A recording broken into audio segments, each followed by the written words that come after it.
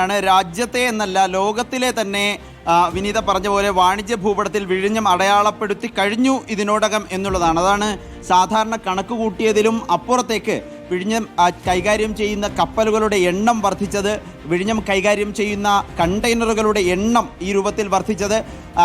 രണ്ടാം ഘട്ടം പൂർത്തിയാകുമ്പോൾ പൂർണ്ണമായും ലോകം തന്നെ ശ്രദ്ധിക്കുന്ന രൂപത്തിലേക്ക് വിഴിഞ്ഞം മാറും എന്ന കാര്യത്തിൽ ഒരു സംശയവുമില്ല. പക്ഷേ അതിൻ്റെ വേഗത കൂടുന്നു എന്നുള്ളതാണ് ഈ സാഹചര്യത്തിൽ ഏറ്റവും പ്രധാനപ്പെട്ട കാര്യം.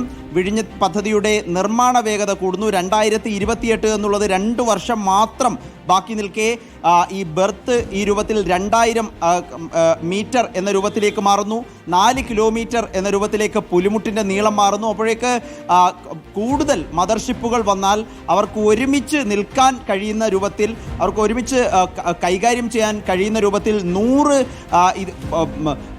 ക്രെയിനുകൾ വരുന്നു എന്നുള്ളതാണ്. ഈ രണ്ടാം ഘട്ടം പൂർത്തിയാകുമ്പോൾ പൂർണ്ണമായി 100 ക്രെയിനുകൾ സ്ഥാപിച്ച് വിഴിഞ്ഞത്തിൻ്റെ നമ്മൾ കാണുന്ന ദൃശ്യചാരുത തന്നെ ആ രൂപത്തിലേക്ക് മാറും എന്നതാണ് പ്രധാനപ്പെട്ട കാര്യം.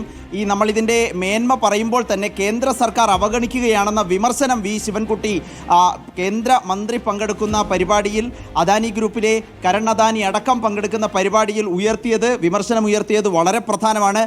തൂത്തുക്കുടി അടക്കം മറ്റ് പല തുറമുഖങ്ങൾക്കും കേന്ദ്ര സർക്കാർ വാരിക്കോരി നൽകുമ്പോൾ വിഴിഞ്ഞത്തോട് കണ്ണടക്കുകയാണ്. വിഴിഞ്ഞത്തിന് നൽകിയത് തിരിച്ചു വേണം, അത് കടമാണ് എന്ന് പറയുന്നത് അല്പത്തരമാണ് എന്ന് വി ശിവൻകുട്ടി പറഞ്ഞു വെക്കുകയാണ്. അത് കൃത്യമായ രാഷ്ട്രീയം ഈ വേദിയിൽ പറഞ്ഞു എന്നുള്ളത് പ്രധാനമാണ്. ഏതായാലും അതും ശ്രദ്ധേയമാണ്. അതിനിടെയാണ് വിഴിഞ്ഞത്തിൻ്റെ വികസന പദ്ധതികൾ ഇപ്പോൾ രാജ്യം ശ്രദ്ധയോടെ കേൾക്കുന്നത്, ലോകം ശ്രദ്ധയോടെ കേൾക്കുന്നത്. മലയാളികളുടെ അഭിമാനമായി വിഴിഞ്ഞം ഇതിനോടകം മാറിക്കഴിഞ്ഞിരിക്കുന്നു. അത് കൂടുതൽ പവർഫുൾ ആവുന്നു വിഴിഞ്ഞം എന്നുള്ളതാണ് ഇപ്പോൾ നമ്മൾ കാണുന്ന കാഴ്ച. വിനീത, അതാണ് മോർ പവർ. വിഴിഞ്ഞത്ത് കൂടുതൽ ശക്തി നേടുന്നു വിഴിഞ്ഞം തുറമുഖം എന്നതാണ്.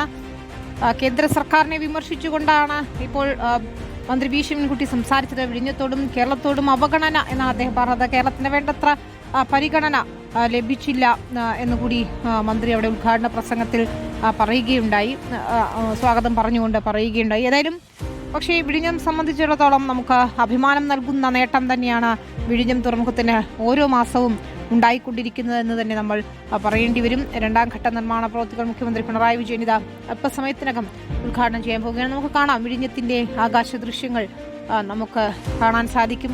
ഇനി അതിൻ്റെ ഔദ്യോഗികമായ ചടങ്ങുകളിലേക്ക് നമുക്ക് പോകേണ്ടതുണ്ട്. മുഖ്യമന്ത്രി പിണറായി വിജയൻ സംസാരിക്കുമ്പോൾ നമുക്കതിലേക്ക് വീണ്ടും തിരിച്ചെത്താം. ഏതായാലും വിഴിഞ്ഞം അത് വികസന കുതിപ്പ് തുടരുമ്പോൾ മലയാളികൾക്ക് ഓരോരുത്തർക്കും സന്തോഷമാണ്.